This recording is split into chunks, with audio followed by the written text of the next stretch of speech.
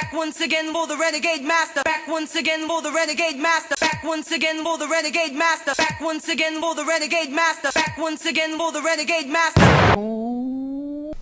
Hello my renegades and welcome back. Sorry I haven't put one on, but I'm back. I'm ready to get consistent again, as I have been doing. Anyway, you know what we're getting into. Married at First Sight UK series 10. We are now on episode 4. But before we get into this episode, as I always ask, please hit that subscribe button. Please hit that notification button so we know when I do videos. Please comment, like, share, and do the good things that you do, because I continue to be on the road to 1k. First and foremost, before we get into this video, I want to say thank you to all of you newcomers that have come in and decided to share in the madness that is more. Yes, I hope you're liking my content thus far, and I hope that you can spread it further afield and let other people know, like, you know what, I'm a good person. I'm a good thing. Come in, sharing this joy, speak to me. Do you know what I mean? Anyway, so it's the morning after the night before, so we're going to see what happened with Leah and Leah. And there are 2 more weddings afoot. So Lee and Leah, as we know, wake up apart. Leah is talking about how literally she was put down in the dungeons because she decided to give Lee the honeymoon suite. And that's why I would have told Miss Prima Donna to kick rocks. I'm sorry. Nobody could come into the room that I'm comfortable in, ask me how my day has gone, be all kind of like interested in how the day has gone, then tell me about sleep separate. Nah man, she was rude all day. She would have been the one hitting the road jack. Let me just say that. I would not have took my ass out of that room to go down in a room that was dusty and cold at the end of the day and literally looked like it was in the pits of hell. That's all I'm gonna say. Leah does think Lee's being miserable, which is true, and Leah says that her negativity is literally zapping her energy. So technically Lee is what we might call an energy stealing vampire at the end of the day, because she's sucking the energy out of the room with her constant negativity all the time. Leah is still wanting to be a glutton for punishment and wants to see where it would head, and I'm just like, mate, like, it's a pipe dream. Just like the situation with Sarah and Dean is a pipe dream at the end of the day. This gal is thinking of a masculine woman. She didn't want no femme woman at all, because she sees herself as the femme. So that was not what she was attracted to. That's not what she wanted. And when she was presented with Leah, she didn't like it, and she's showing that she still don't like it.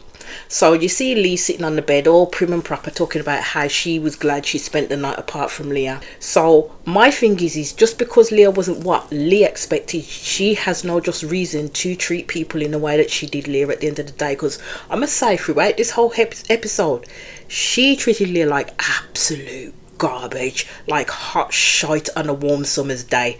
That's how bad she treated that girl. And I'm sorry, if I was Leah, I'd be rasping feathers and say, do you know what, this is done from here on out. I ain't even gonna try it anymore. Do you know what I mean? So basically Lee's saying that she needs time so she would not feel overwhelmed or pressured. Let's put it this way, I think Lee's used to people always dropping and bending to her rules and following what it is that she wants. Yeah, now she's been able to have that little bit of free time, that little bit of separation, to feel less overwhelmed and pressured by everything. It's going to take precedence, because that's what she's going to want all the time. And if Leah does not nip her holiness in the bud, she's going to come a cropper. That's all I'm saying. So Lee and Leah meet up for breakfast. You know what, it's getting to be much of a tongue twister saying their names, man. Like, and it is cool. This is not surprising at all that, you know, they have the breakfast table all set up with their coffees and their bowls and everything like that. Do you know what I mean? Even though the producers would have known that they spent the night apart, so they were expecting them to talk at some point. Yeah. And this is what I mean by the assholishness of Lee. She had the audacity to ask Leah how she slept. Not fucking comfortable, mate. Let me just put it that way. She heard Leah say that she slept terribly and that the room she was in was like a cold dungeon. Then this girl had the cheek to say, well, I slept well. As soon as my head hit the pillow, I fell asleep. I was like, dude, seriously? Insensitive much? Leah told her that, looking around the room, because you could see that it was a massive double bed, could have fit about at least 3 or 4 people, not even at a squeeze, quite comfortably in that bed. So Leah said, like, I could have easily stayed in this room with you in that sense. Lee basically turned around and said that I'm just very protective of myself. And I'm like, what the fuck are you protecting? Like, pray tell, love, what are you protecting really? I just believe Lee's being spiteful because she didn't get what she wanted, and somehow it's Leah's fault at the end of the day. I mean, the experts matched them for a reason, but somehow it's all Leah's fault that Lee didn't get what she wanted. So Lee says, like, she doesn't think it's unhealthy in terms of protecting herself, and I'm like, no, it ain't unhealthy. But Lee's using it as a barrier to get at Leah at the end of the day, because she's already written this girl off. And it's the pure arrogance of Lee's behaviour for me at the end of the day, that she really thinks that Leah's so stuck on her that Leah ain't going to walk away and leave the show. And that, because if Leah does that, that puts pay to Lee's stint at the end of the day. I says, some of these people really do have an overinflated sense of entitlement. And Lee and Sarah are two of them that think they are too good for the people that they're with, when in actuality they're not nice people. They really are not nice people. So she tells Lee, with this experiment you have to be 100% vulnerable, and Leah is willing to do that.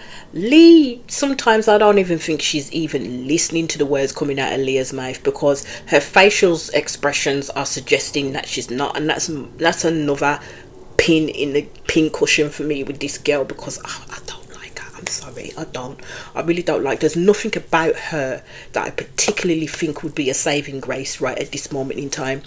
So Lee says getting to a level of being vulnerable is going to take her longer, but she then says it won't stop me from getting to know Leah. I was like, mate, you kicked her out of the freaking honeymoon suite for the night. So I'm asking, how the hell is she going to get to know someone if this is how she deals with things straight away, is to straight off run from a situation that she says she's not comfortable with? Because it looks like she's not comfortable in any God-given situation unless it's to do with herself and how she feels at the end of the day. So Lee said, like, the spark of romance between her and Leah isn't there yet, but she is open to it. Mate, the spark and romance isn't there for you now. Leah feels like it's a different story, but with these two, they're so wooden with each other, like honest wooden with each other.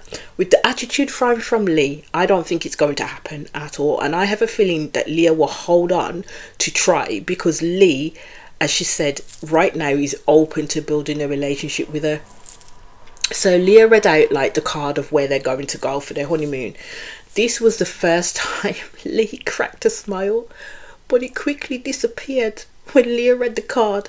And when it said, I hope you enjoyed your first night as a couple, Leah said, I didn't, I was freezing. Lee's smile was gone. She became the iceberg that sank many ships, let me just put it that way. I thought Leah is funny. Leah's funny in her own way. She does get out her feelings, but there will come a time where she's literally going to have to directly speak to Lee. Yeah, don't do the backbiting thing, because that is annoying as hell. Just say what the fuck it is that you mean, yeah, rather than just be little digs here and there. Say what you mean and get it out in the open, so then you can both deal with it. So they're both going to Switzerland. So Leah does see Lee as gorgeous, but she's definitely concerned on whether they can form a romantic bond, as she says that she can't see it right now. I thought, mate, if her behaviour at the wedding and on the wedding night didn't show you something, I don't know what will at this point. Like, this is why I say, when it comes to these slow burn people, they be lying, they just don't like you. When someone says in the face of you liking them, oh, I'm a bit of a slow burn, trust me when I say they don't like you. They're not a slow burn, because if it was with the right person, they definitely would not be slow burning nothing. So Leah's talking about how she thinks she'll be able to turn it fully around once they get to Switzerland. And I thought, I like you, Leah, but you're deluded. Honestly deluded if you can think you can turn this shit around with this person. Like, after all of the red flag behaviours that Lee has been showing Leah, I don't think she's going to get this girl on the same page at all. So then we go back to Grace and Ashley on their honeymoon. And I have to say, props to them, because they're really comfortable with one another. They're really working with each other, which I can say is a good thing for them, considering where Grace was initially. At the end of the day, she's smiling a lot. She's liking the space that she's in with Ashley, and Ashley's liking the space that she's in with her, and they're both currently working on things. So Ashley decided to organise a couples massage. But the thing of it is Ashley who's going to be giving the massage. Grace is definitely apprehensive about that, because she says that, like, you know, she does not like skin to skin, I can't say my freaking words, skin to skin contact. Don't mind me today, please, people. She said she hasn't really stated why this is such an issue for her, so that's why it's confusing me at the moment. I'm not going to bag her at all about it, do you know what I mean? At the end of the day, if it's something that is not nice for her, Ashley needs to take that into account, as they'll, like, you know, if he doesn't, they'll end up taking one step forward and two back if he doesn't listen to the needs of Grace too. So she said that she will be open-minded at doing this task, so she wanted to do it for Ashley. And be honest, props to her, man. Props to Grace. Yeah, she's trying, unlike some couples on this show, do you know what I mean? And the massage starts and Grace looked like she really did not want to be there at all, but Ashley does check in on her to make sure she's okay. And it was like a couple seconds in, man, and she was like, yeah, okay, that has to stop, I've had enough now. Ashley did believe that it was because he felt that Grace felt that he didn't give good massages, which is further from the truth at the end of the day. So I don't know if Grace has had that conversation with him in her aversion to being touched. So I can't blame Ashley for feeling disappointed, because it wasn't him that was the problem. So I think she definitely needs to let him know what her hang-ups are, per se, so he can include her needs in any activities, especially if they involve touching, because when they get to the flats and it comes to intimacy week, I don't know how Grace will cope with that. Like, seriously, if she ain't getting some kind of therapy about how to deal with what is happening with her, yeah, as she does end up saying that, you know, this aversion to touch, especially skin to skin touching, has always been with her since she was young, there's going to be no changes on the horizons for her. I mean, she's trying a good one right now, but it's little steps that she has to take, and I think she's literally going to have to talk to somebody about this aversion that she does have, because it's kind of coming across as though she may have sensory difficulties. But if nobody's ever told her that, then how's she ever going to know? So Ashley felt that Grace may have been better wanting to take the step to another stage, and I was like, well, what stage would that be, Ashley? Please, pray, do tell. He was still saying he's not sure what happened in regards to the massage itself and her stopping it quite quickly, and all I would suggest that he needs to broach that subject with Grace and have an open and frank conversation. So we get to meet Maeve, our Geordie lass from Newcastle, and she's about to be matched with Joe. All I can say is Maeve is feisty, she's fiery, and I know that people from Newcastle have that combination, and it's gonna be explosive. So I hope Joe is very much ready for Maeve and who she is. So she describes herself as a Newcastle Raji, as in the life and soul of the party, and having a good laugh with the lassies, as she says. I'm thinking, mate, are you really ready to settle down then, if you really literally still in your party heydays at the end of the day? So she says her dating life is basically a shit show, and the men she attracts are no better. Again, I'm asking the question, is she ready for marriage at the end of the day? So the men she is introduced to her friends have said they cannot stand who she picks, as it tends to end in tears, even though they look good. So Maeve still has this nonchalant attitude and energy of a party girl. So again, I will question if she's able to see what parts she may need to work on in herself. Yeah, so whatever happened with her past partners doesn't arise in the marriage, and she ends up taking out the shit on her husband at the end of the day. So she says she's able to open up to a pet man on a deeper level, but she will then have to show her vulnerability, which will then take her some time, which is understandable. But Maeve already has huge barriers in place, and I would say from first impressions she will put on an air to Joe, yeah, I think as a test to see how he handles what she does, but it's also as a kind of protect her for herself because of the damage that people have done to her already. So she said when she was in a new relationship, like all the hurt from her past relationships goes with her. So again, I do question, without targeted work on herself, how is she going to get past this so she isn't taking out what happened previously on her new husband at the end of the day? Because the people that she's dated has been on a toxic merry-go-round. So all of her energy will be into hurting the person that she is with, and she won't see their qualities. If they do show her kindness or love, it will be questioned by her consistently. All I'm going to say is that when she was talking, she definitely, you could tell throughout her segment, that she definitely has barriers up. And I'm going to call it from here that I don't think this show it would be a good fit for her at all, because Maeve puts on a face to show that she's okay, but on the inside she definitely isn't. She has a young son called Archie, beautiful little boy, and as she said, he is the best thing in her life, which is totally understandable.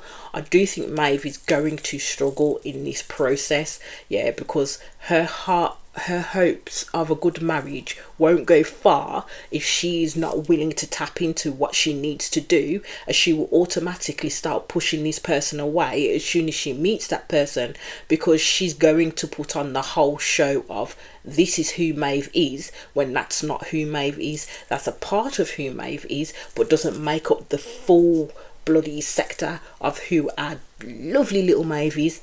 I might have to say, as you can hear me speaking, I kind of do like Maeve.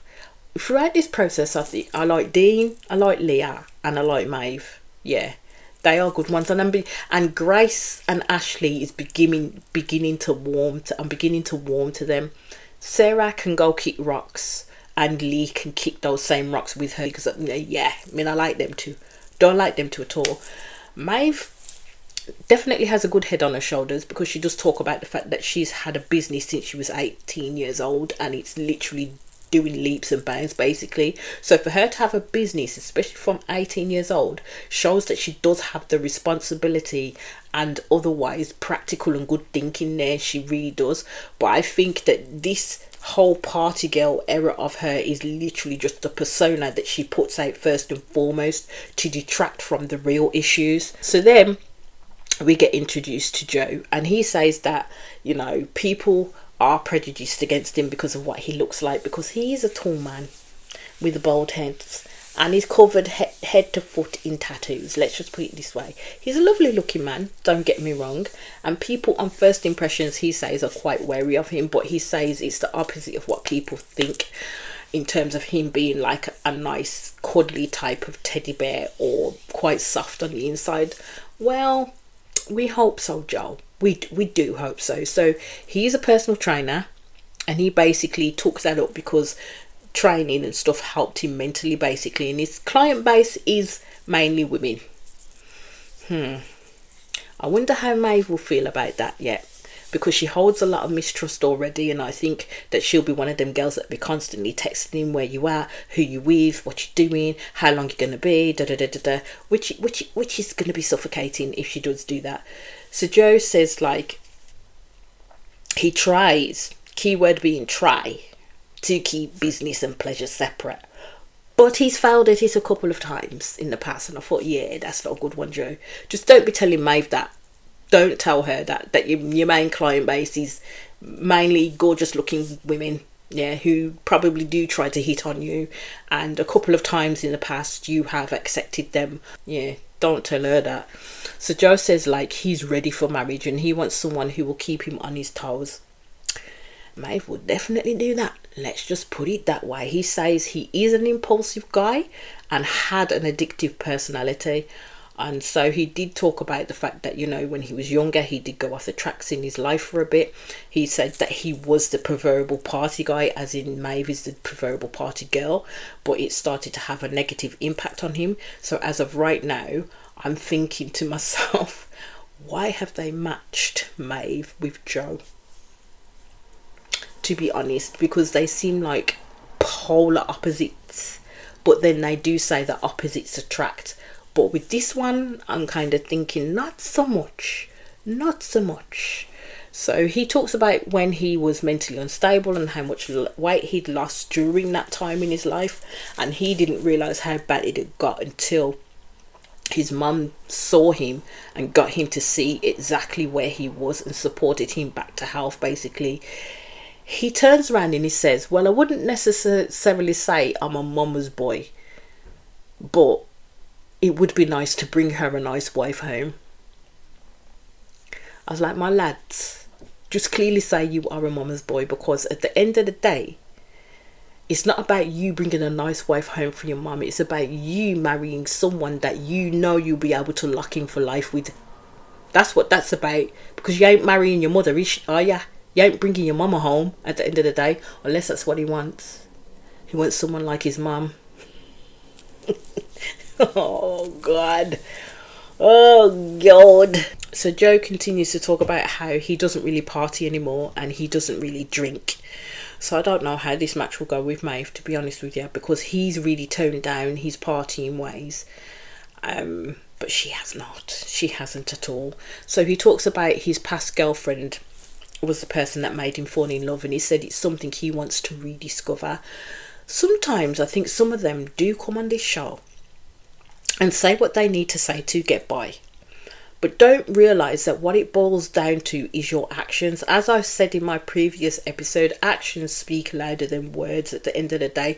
So if your lips are giving me one thing but your actions are showing me something completely different, then I ain't gonna believe you. I'm not going to believe you at the end of the day. So my thing is, with these people, they will say everything they need to say, but if they get down that aisle and it's not in the package that they like, all of that literally flipped straight out of the window, like literally. So what they've said on that couch to the experts or in that application is a bunch of guff at the end of the day. So he says, like, he's tried many times to recreate the love that he had, but he's failed in it. So to me, I think Joe is very much in love with the idea of love, which will be an issue in and of itself at the end of the day. As if he's disappointed by who he's been matched with, if he cannot get that feeling, that's when I think any hope of him creating a relationship to see if love could blossom would be lost completely. He wouldn't even try it at the end of the day, because he talked about how love is the most important thing. Now, in my view, I don't think it's the most important thing at the end of the day. It doesn't mean you can't love a person, but then also as well, people have remained in relationships where they're not in love with the person, or people have remained in relationships where they care for a person, hoping love will blossom from that, but it never does at the end of the day. So yes, love on the flip side is nice to have, but I think it's the be all and end all of everything? No, I don't, because there's a lot of other factors into making a relationship work. So Joe says, like, he's looking for something rare.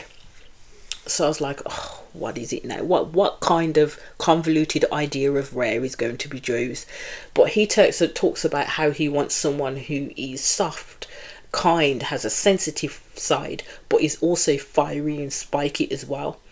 I thought, well, he'll get the fiery and spiky side from Maeve, and then if he opens her up a little bit, then probably some of the soft and kind, sensitive side, because she must have one, because she shows that to her child at the end of the day. But a child and a mother's relationship is completely different to a husband and a wife's relationship in that side.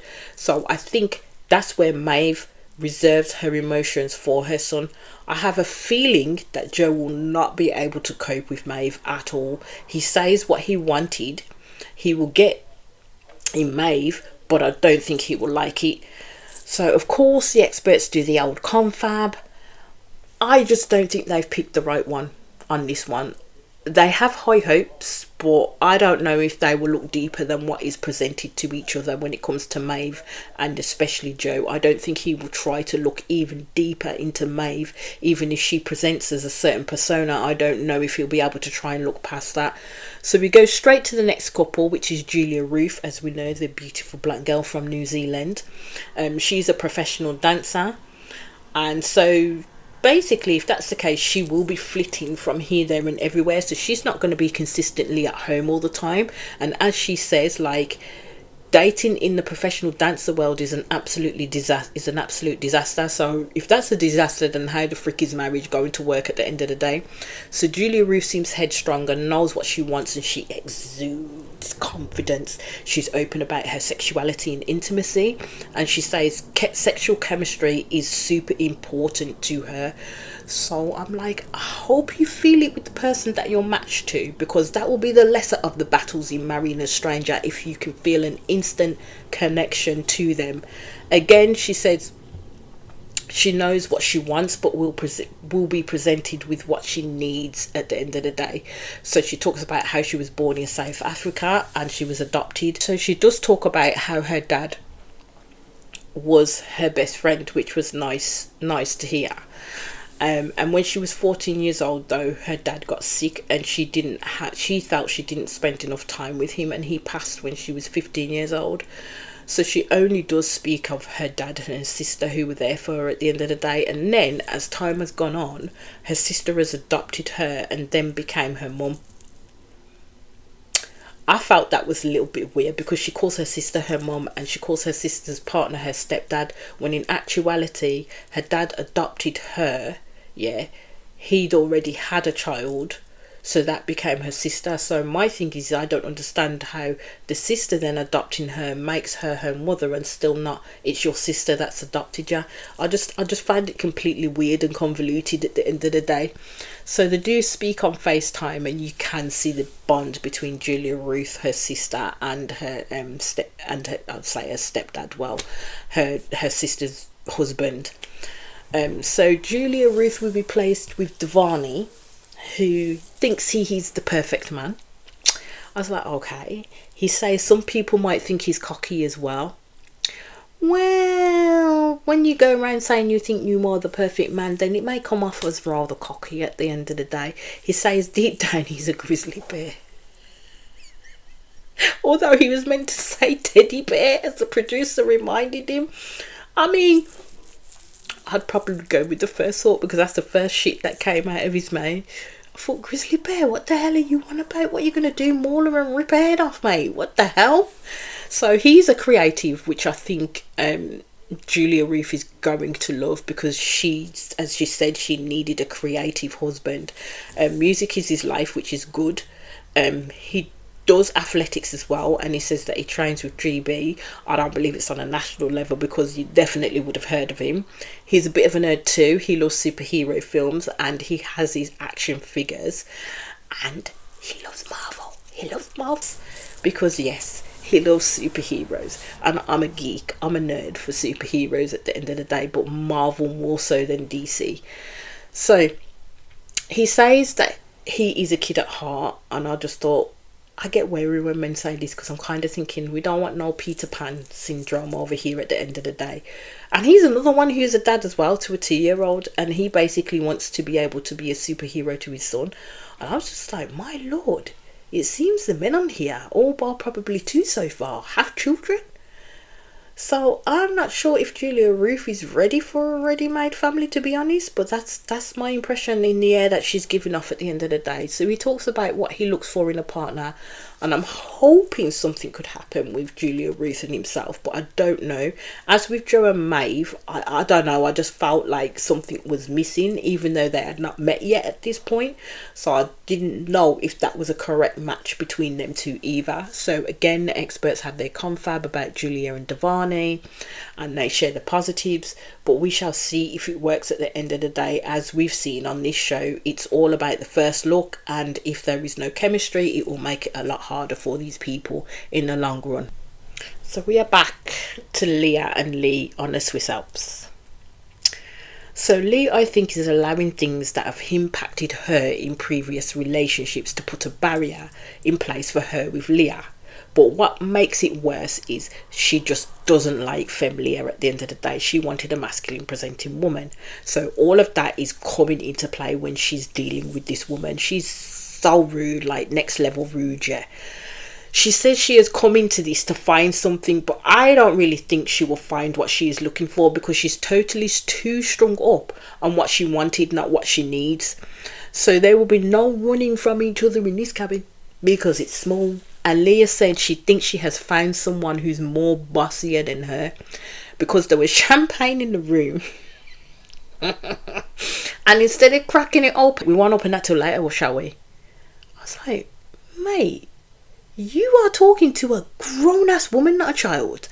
It makes me wonder why this is why her relationships didn't last, like for real, because she's slightly getting on my last nerve.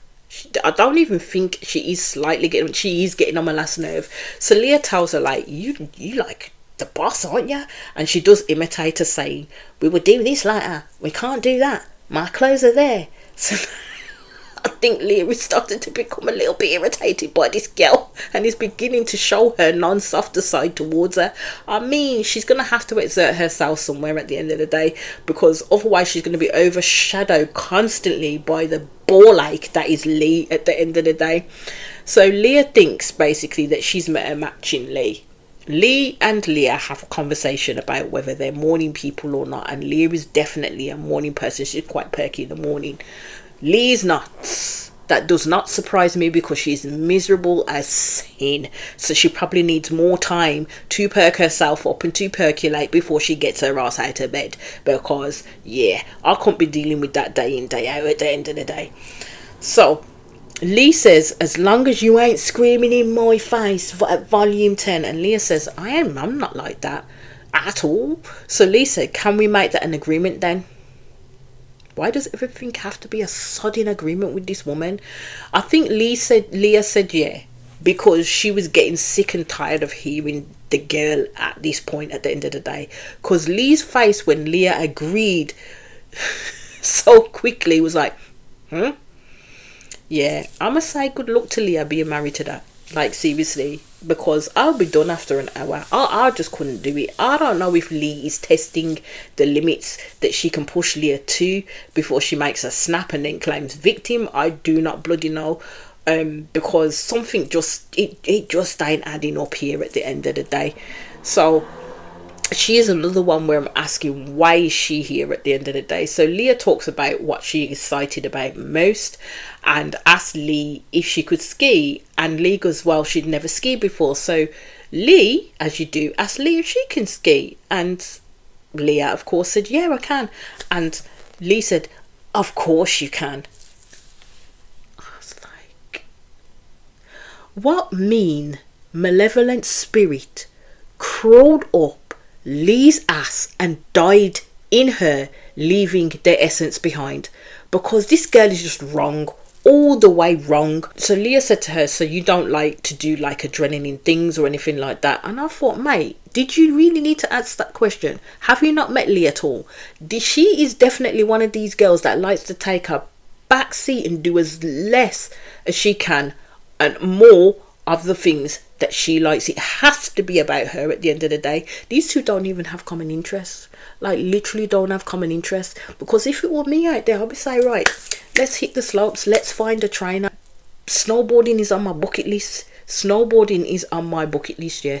So next few years, for a big birthday that I will be coming to, I've already told my friends to make sure they're ready, because I am going to Switzerland. I am going to snowboard. That's what I am going to do, and they're all ready for it. They all know when it's coming. I will give them the heads up, and they know if you come, you come. If you don't, you don't. That's for your business, but that's where I'm going to be. So if I was in that position, I'll be champing at the bit. I'll be saying, let's go do some shit at the end of the day. I don't know what Lee's problem is. I really don't. I don't know what her problem is. Lee's already saying that she won't be doing something she doesn't want to do, which is everything she always says, and I just can't with her at the end of the day. She may as well just go home now. So we go back to Grace and Ashley, and he talks about how there's been a shift in their relationship and how comfortable he feels with her. They go to the Thai markets, and Grace starts speaking about how Ashley is nice and he's kind. So I'm like, yay! They seem to have turned a little corner. But as the experts will say to them, yes, they're getting into friendship territory, but then it's going to be more difficult to move on from that if they stay in it for too long and don't progress past that at the end of the day. So Ashley and Grace chat about the fun that they're having, but can still see like why there are ups and downs. So it's Grace that says she doesn't mean to be up and down, and I can see that she's really trying. So she begins to talk to Ashley about her issues with the physical touch, and I'm glad, as it shows she is being vulnerable with him. So she's in a semblance of a safe space enough to share the issues that she has with Ashley for him to get a better understanding of her. I love it, absolutely love it. So she says that she's always been that way as a child. Like, it's not the sensation of the touch, it's just the skin to skin sensation. So someone doing that to her, she cannot stand. Yeah. So I'm not a clinician, as I've said, or a psychologist or what have you, but it does sound like she may have some type of sensory issues. Yeah. She says it's not always like that, but it's worse when she's not in her comfort zone, basically, and when she's around people that she doesn't know. So that means it happened tenfold when she was with Ashley. So she said that she didn't mean to project what she was feeling upon him, and Ashley accepted that fully. Like, he fully accepted that.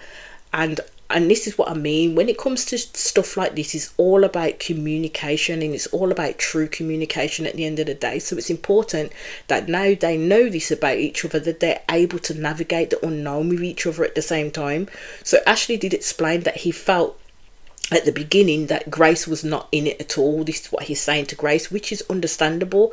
Like, he felt it was hot and cold all the time, and he told her directly, like, you know, I am your husband. Use me when you're feeling uncomfortable, when you're unsure, when you're feeling insecure. Use me, talk to me, let me know how you're feeling.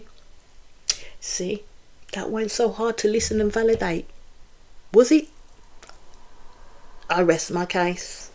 So this is half of the battle. The true battle, though, will come when they live together, and then the task comes in, because it is going to take Grace out of her comfort zone. So then it's going to be all about how Ashley can still make her feel involved by not making her literally withdraw due to the uncomfortability of it. And she did give him a hug after they had a dance, so again, that's progress for them too. So then we get to Maeve and Joe's wedding.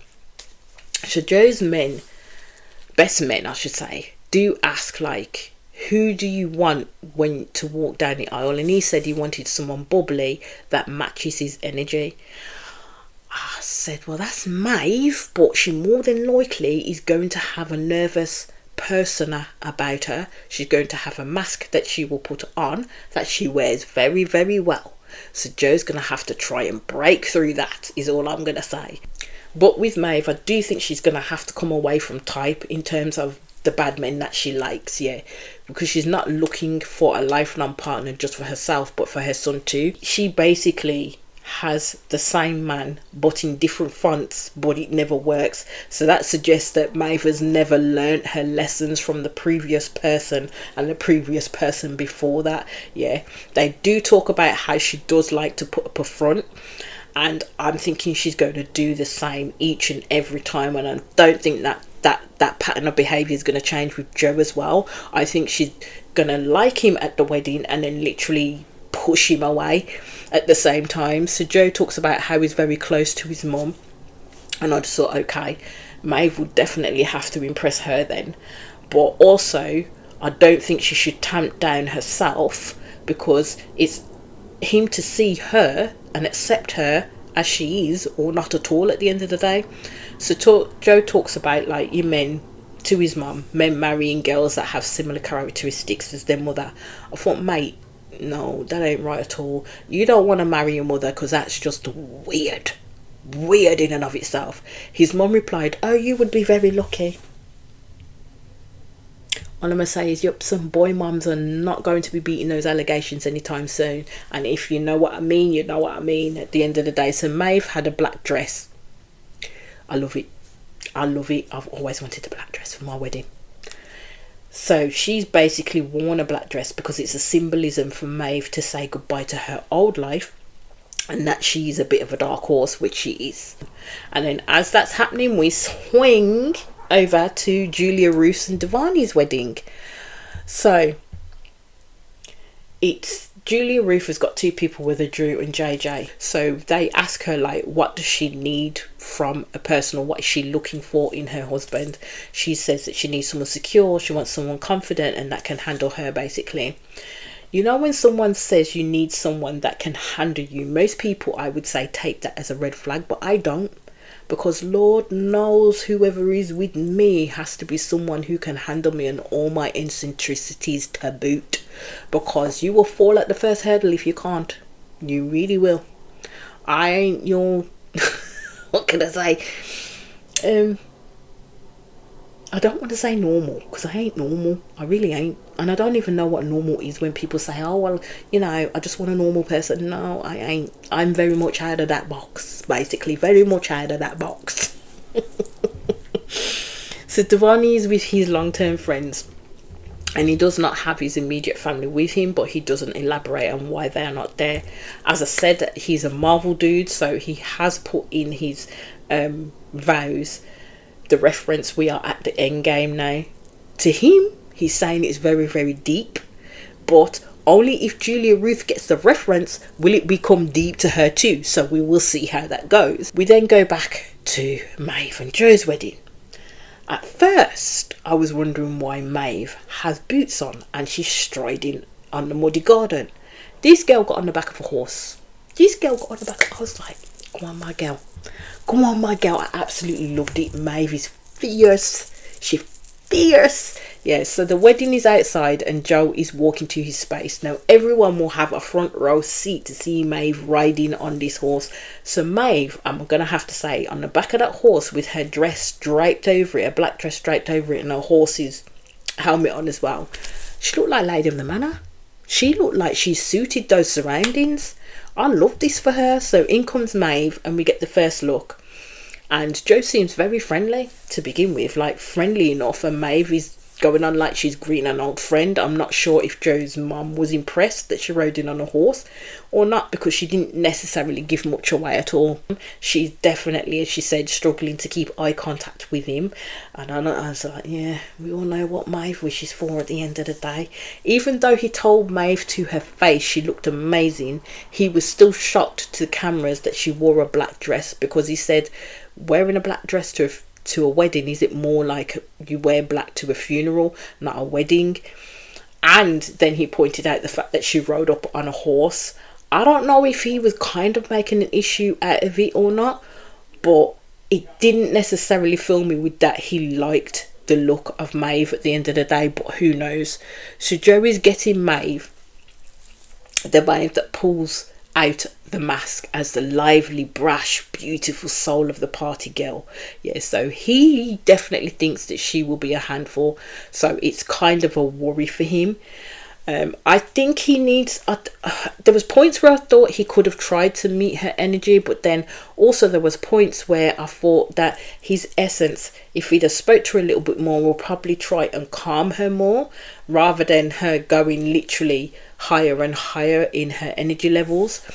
I hoped that he would also see past this persona that she does present before casting judgment on her right now. But when I say first impressions count, first impressions definitely count. I did wonder, as with Devani, whether they'd tell the respected others about their children, but they didn't at all. They did not.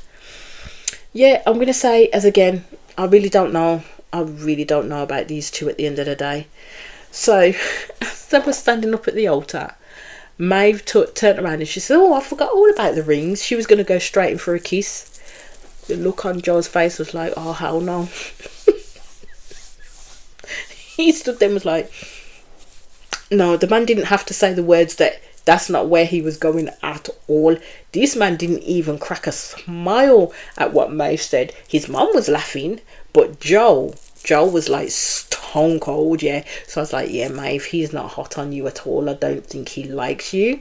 I think right now he's trying to be polite, but I truly don't think that he's prepared to handle someone like Maeve at the end of the day. So this man, as he was doing the rings, ended up stepping so far back from her, and that was after she said the kiss comment.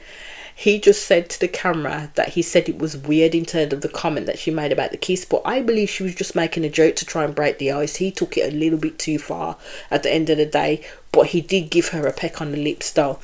So Maeve is fully feeling Joe, but Joe I don't think is on the same page at all. I think it's more so the party lifestyle that Maeve presents with, that is just not filling him with this whole bowl of confidence at the end of the day, because his party lifestyle is a thing of the past, whereas he's not sure that Maeve's is. So in essence to that, that's why he's saying that Maeve is not his type right now.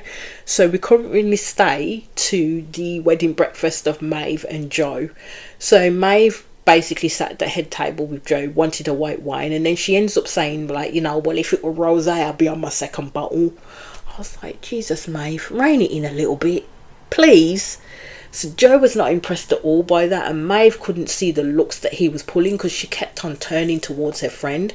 Joe looked uncomfortable, that's all I'm going to say. So he says to the camera that he's been with some Maeves before, but this Maeve is at times 50 at the end of the day. So I'm thinking he doesn't really like the personality and the persona that is being pushed his way at the moment, and it's like he can't get past that at the moment. So I think he really is concerned.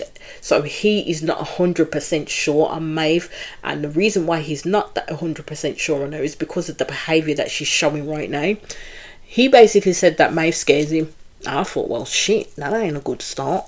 I mean, if I scared someone, I would have hoped it would have been in a freaking good way, not that way. Do you know what I mean? So my friend turned around and asked Joe what he thought when he saw Maeve coming down the aisle. Joe stuttered. He stuttered like a fucking good one. Because at first he said, straight off the bat, he wasn't 100% sure. And then he had to kind of bring that back, because Maeve looked at him as if to say, what the fuck do you mean you wasn't 100% sure? So he said, like, the black dress threw him off. And, like, you know, because they were so nervous that they wouldn't give eye contact. And that's when Maeve jumped in and, like, you know, took over for him and says, yeah, that's true. And then when Maeve turned around and says, yeah, but we make a good looking couple though, Joe did not answer this time. He just gave that awkward false smile and laugh. And I was like, yeah, this ain't going well at all. So his friend asked Maeve, like, do you go out up Newcastle much? And she says, yeah, I love going to town. But Maeve, didn't she say she was looking to slow that down a little? The impression that she's giving that she's still going to be the life and soul of the party, no matter if they're married. Joe's not about that life no more. Joe is not about that life no more. And once you get married, yes, it's okay to want to go out with your friends now and again, as I said, now and again, but some priorities are going to take precedence at the end of the day. So she can't be the life and soul of the party all the time, and that's what Maeve needs to realize too. That's why I said already that she needs to recognize what it is in her own behaviors that could be seen as a potential red flag or a negativity that she may need to change too. So Joe asked her, like, what are you like when you're drunk? And she turned around and she says, wild, argumentative. And again, I was like, Maeve, what are you doing? Like, mate, this man looks about 10 seconds from bolting already, and Maeve is not helping the situation. Joe talks about to the camera that he's had argumentative girlfriends before when they've been drunk, and it's not something he would like to revisit at all. And I can't blame him on that at the end of the day, because I wouldn't want to be with someone who literally gets 10 sheets to the motherfucking wind and then sits there arguing all night, and then come the morning wants to come and apologise to me and think everything's a-okay. No, me care about that. No. So this is when her friend chimes in, and to be honest with you, I think her friend makes it 10 times worse. So she ends up saying that there are two Maeves, drunk Maeve and sober Maeve. And I was like, good God, could you make this woman sound like more of a proper lost cause than you already have, for fuck's sake? So she said, when Maeve wakes up and she's sober, she's all lovely and fantastic and loving again. I was like, Maeve, tell your mate to stop talking, because Maeve is sitting there like this is some kind of achievement, and it ain't. Joe is shitting all shades of bricks right now listening to this conversation. It's not instilling him with confidence that the experts have made a good pick when it comes to Maeve. Joe is already seeing problems with especially how fiery Maeve can be. So yeah, I don't know what to say, people. This is the first My Renegades for me that I was flabbergasted by it all, and to be honest, not sure where they found this cohort of applicants. Yeah, I was speechless at this point. So then we go back to Julia Ruth and Devani's wedding, and the guests give Devani a warm welcome, and Julia Ruth's friends actually say, like, you know, he's so cute, which is a good thing. And I have a feeling that Mr. Devani overheard that as the man's smile got bigger and bigger as they kept on talking, so he was definitely overhearing it. I'm just like, when he walked down the aisle, he looked short. And I was like, no, it may be just the angle of the camera. No, that man was short as hell. He was short as hell. He looked about my height. And that's saying something. Seriously. Because even with heels on, Julia Ruth was just that little bit taller than him. And then when Julia Ruth came down the aisle and he did the first look, this man said it's love at first sight. I was like, what? Mate, you okay? Are you good? Is he sure he's not confusing lust with love? I mean, Julia Ruth is drop dead gorgeous. Ain't no word about it. She's absolutely freaking beautiful. But to go as far as to say it's love at first sight, I mean, I ain't saying it can happen, but Yet another one that left me speechless. So that's why we are quickly going to move on to the next bit. So Julia Ruth does like Devani. She does talk about that he's quite short. And I swear to God that I didn't pick that up until they were literally face to face and side by side, that I realised how short he was at the end of the day. I just hope he don't have Napoleon complex, and that is a thing, people. Yeah, short men in particular, some of them, they are mean as hell. Absolutely mean as hell. So Julia Ruth was really all over the place. Like when she was there, she was up and down, like the nerves were getting to her, but she was very animated. So Devani asked like if he could give her a hug. She said yes, she accepted it. So in that, she sensed as well Devani has a calming presence. She felt that he was strong and he was sturdy, and she liked his energy, and he automatically made her feel calmer, which is good. Both vows were good. Both vows were good, to be honest with you. And then when Devani we're at the end game now, I don't think straight away that it clicked with Julia Ruth what the reference was, until they went to do their photographies and stuff like that. All I'm gonna say is that when the woman said you can kiss, I think Julia Ruth was only going in for a peck. That man grabbed her up like she was nothing and said, come here. Did the whole come here. And literally they kissed. Like they kissed. So I was like, okay, so this is a happy wedding over here. So Devani is saying that his breath is completely taken away by Julia Ruth, and he's not sure if he will get it back in this moment in time. Let's just say I love seeing black love. I really do. It made me happy, and I do hope it works out for them. And Julia Ruth did confirm that she has a little crush on her husband. So then as time goes on, because we don't see much of the other couples, we do see some of them. We see Stephen and Nellie, who getting on really well. We see David and Kia, and they're getting on amazingly well. And then we go back to Grace and Ashley, and they visit a elephant sanctuary, and Grace ends up giving Ashley a piggyback up the flipping slope, although he did ask if he could touch her first, and she said yes. So I'm happy, as again she's getting more and more comfortable with Ashley, which is good. I'm so glad that she is trying to do better and get on well with him, and I'm happy for them. And then when they're sitting and looking at the elephant, she calmly just puts her hand on his back and rubs it, and it did make my heart pang a little bit because she did that of her own accord. So then we go to Leah and Lee. Oh Jesus, people wept. Oh Lord have mercy, what can I say about this? So Leah decided for the day she's going to take Lee to the slopes for a date to the top of the mountain, and then they were zip line down the mountain romantically. I don't know how the fuck you can do that romantically at all. Like, I'm a daredevil, I would have freaking done it. Do you know what I mean? I don't like heights at the best of them, but I still would have took my fast ass up there at the end of the day. I don't think Leah heard a word that came out of Lee's mouth when she said that she don't like these things. And I thought this will end in disaster, because you could already see the apprehension on Lee's face. It probably would have been better for Leah if she'd have got a dinner and a nice glass of something that's probably more Lee's pace, or shopping, that's probably more Lee's pace at the end of the day. I think this was a stretch too far for Lee and her sensibilities. As Lee said, when Leah asked her, she was not excited for this at all. And that should have been Leah's first clue. So whatever happened next, I'm afraid, I like you, Leah, but it's all on you for putting Lee in that position, because you knew it was going to be a motherfucking headache at the end of the day. So Lee is not a fan of heights. This is what she said. I ain't no fan of heights, yet this woman's going to take her on a fucking ski lift to the Ross Mountains and expect her to zip line down that beach. Fucking hell. And then it starts, like, I think they're getting onto the thing, or they might be on the ski lift already, and Leah's asking her if she's excited, and Lee says, no, I'm not. So Leah then pushed back, really, you're not excited? Lee shouted in this woman's face. She shouted in her face, I am not excited, you are. At this point, Leah should have found a way off that motherfucking thing before it even moved yet, because this was only going to get worse.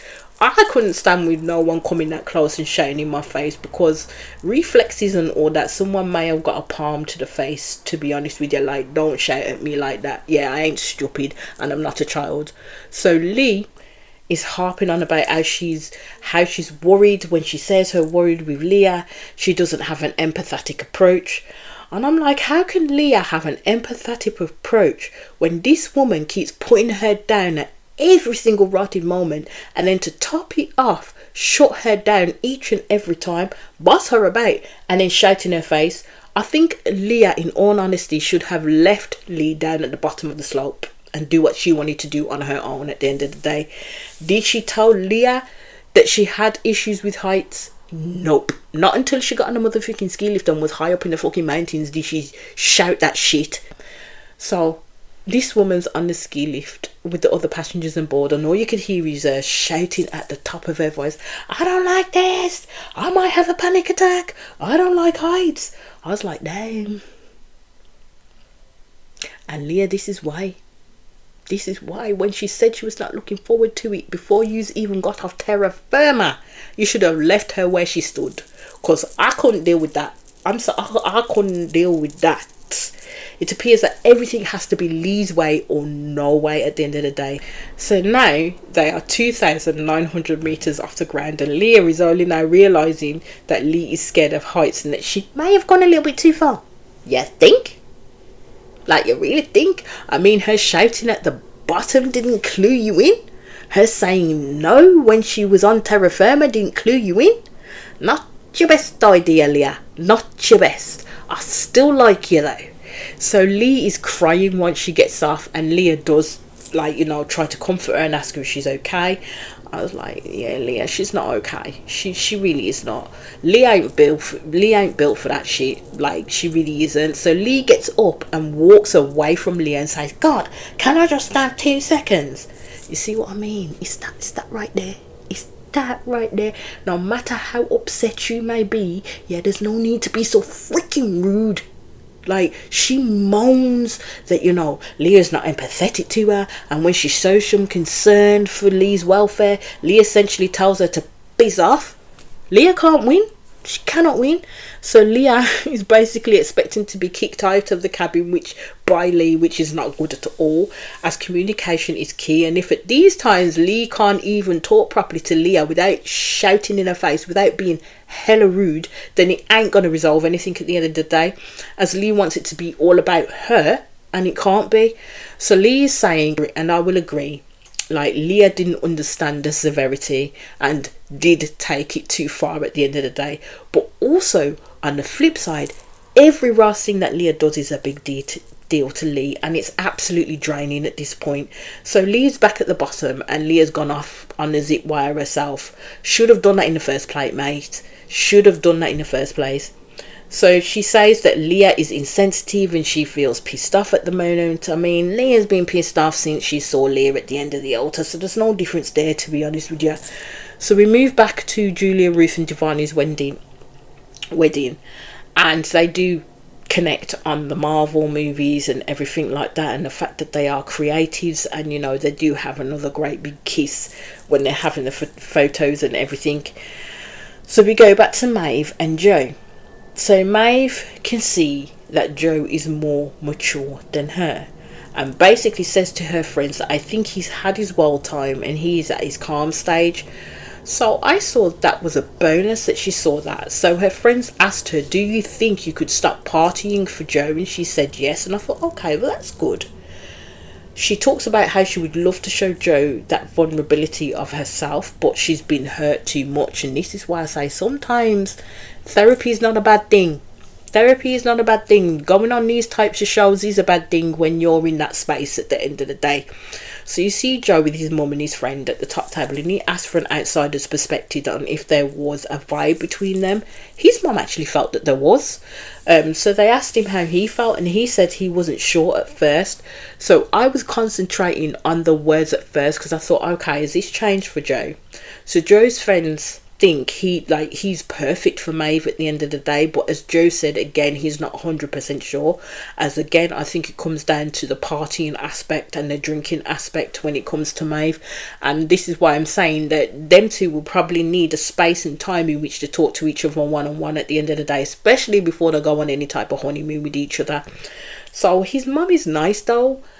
She's very nice about Maeve, and she thinks Maeve will definitely be a handful for Joe, but she doesn't think it's a bad thing. And all I'm going to say is, when a mother of a boy child gives you a pet name, it's a good sign, because his mum was calling her May at the end of the day. So we go back to Grace and Ashley, and yeah, I like how it's really going for them. We hit back to Lee and Leah. Let's just say it may be cold outside the cabin, but it's fucking below zero inside the cabin. So Lee is basically saying that her head is scrambled. Leah thinks that she's totally treading on eggshells with this girl, so she organised something a little bit more chilled than what she did the day before. So Lee again wishes to run away and have time to herself than to talk it out properly, but Leah has scheduled massages, so that decision is persona non grata at the moment, love, so you can't run away and hide. I don't know why Leah didn't get a masseuse instead, because already she's fucked up by putting too much oil on Lee, and Lee keeps harping on about it. I'm just like, Lee, there's got to be a point where you stop telling people what to do and just shut your mouth and just let it be. Just let it be. Pick and choose your rotted arguments at the end of the day. I just hope Leah don't have Monica hands, and if you know what I'm referencing, then you are good. So Leah is going on like she is seasoning this girl's back, yeah. The problem with them two is they both want to be top boss. They both want to be top dog. Lee is bossy and likes to always give direction on what should and should not happen. And Leah is now saying no. She's pushing back against Lee and her shit, basically. And Leah will always, looking like now, that she will do things her way no matter how moany this girl is. And this is where they're going to clash, because their styles are very combated with each other rather than speaking to each other like normal human beings. All I'm gonna say is Lee is horrible. Like, that whole situation was uncalled for. So to Leah, she was like, as she started to massage her, take it calm, slow down. Leah wasn't even going hard or fast, but yet this girl couldn't stop moaning. Leah commented like, oh, I wanted to be a masseuse at one point. Then Lee kept complaining that it hurts. And you could tell she was lying, because each time she kept on putting Leah down. Leah said that Lee was being, to the camera, that she was being a bit of a cow. I agree with her completely. She was. Lee was being horrible, and she felt she couldn't do anything right. And I thought, nah, Lee was showing why her engagement was probably cut short and why her other relationships didn't work out for her, because she is a red flag walking. Lee, her attitude is disrespectful, it's disgusting, and there's no need for it at all. That she must really think that Leah wants to stay on this show with her, and that Leah isn't going to walk, because Leah can walk at any time she wanted to, because this is getting absolutely ridiculous. So it got worse. It got worse, people. Lisa is like, what are you doing? I'm like, she's giving you a massage. For someone who doesn't like it, she's still lying on her belly accepting it. Do you know what I mean? Why ain't she got up yet? So Leah basically said to Lee that you are hard work. Lee said, no, you are. No, Lee. Leah is right. Lee's making things hard for no reason but to be spiteful to her. So Leah was tough in making sure that it was put back on Lee. So Leah told her, no, you are actually hard work. Lee said, no, you are hard work. So he's getting this tip for tap backside. As you are not relaxing me, and that's what we need to work on with you, is the gentleness. I was like, again, who is this girl talking to? Like, seriously, who is she talking to? Because it's getting a bit too much now. Leah looked in her face and said, pot calling kettle black. And I thought, too right, Leah, you tell her she's rude and neurotic. She really is. Where did the experts find her for real? Like, seriously. So Leah said there is nothing that she could offer Lee at this moment in time because she ain't getting out of this mood, and this is where Lee then makes herself the victim and everything is someone else's fault. She accepts no responsibility for how she behaves or how she speaks to people or responds to people. At this point, Leah should have stopped massaging that ungrateful sod for real, and go about her day, as Lee has not only made the time a shitty experience but made it emotionally draining for Leah too. So now Leah really needs to think if all of this is worth it, as if she stays it will only get worse, as Leah is not what Lee wanted and she seems to continually keep punishing her for it. So we go to Julia Ruth and Devani's wedding, and let me just say, these two are vibing, like proper vibing. This girl is a girl after my own heart. She said to her friends that she'd packed her whip, paddle and vibrator. I was like, yes, my girl. And I just showed people just how much of a freak I am. And I don't apologise for it, renegades, I'm sorry. Being able to be sexually free in a relationship is the best. You should try it. And wanting to try new things is a must. And I ain't afraid to try new things. I like to let my little brat nature out. If you know, you know. So we see Grace and Ashley have their final meal and they watch Fire Dancers and Eaters. They've definitely got into a semblance of getting to know each other. They've got into a semblance of a friend zone, a friendship type of thing, and hoping to build upon that. I hope they do and they're able to come out of that friend zone. Grace says that she appreciates the patience of Ashley, and Ashley does share that he was gutted that they couldn't start this way from the beginning of the honeymoon to get to where they are now. And Grace is right that they have naturally progressed to where they are, and that's what they needed. You can't force these things at the end of the day. And I think Ashley is type of the person, he's I want it now type of person, but he's starting to learn to read Grace and her wants and her needs. So they're both glad that they have a foundation to work from now.